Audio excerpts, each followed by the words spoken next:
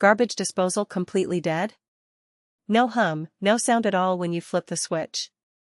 Here's what to check. Check 1, the reset button. Under the sink, look at the bottom of the disposal unit. There's a small red or black button. If the disposal overloaded, this button pops out. Push it in firmly until it clicks. Try the switch again. Check 2, the circuit breaker. Go to your electrical panel and find the breaker for the disposal or kitchen. Flip it off, wait 10 seconds, flip it back on. Disposals are usually on a dedicated circuit. Check 3, the wall switch. The switch itself can fail.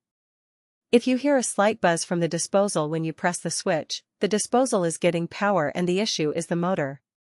If absolutely nothing happens, the switch might be bad.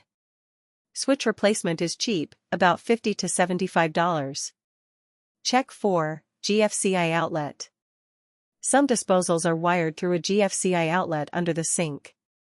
Look for an outlet with test and reset buttons. Press reset. Check 5, wiring connection. The disposal plugs into an outlet under the sink or is hardwired. If it's a plug connection, unplug it and plug it back in. Vibration can loosen the connection over time. If none of those work, the disposal motor is dead. Disposal replacement, including removing the old one and installing new, runs $150 to $350 depending on the model you choose. Garbage disposal repair and replacement. Port St. Lucie, Stuart, Fort Pierce, Jensen Beach. Call Treasure Coast Appliance Repair at 772-353-5791.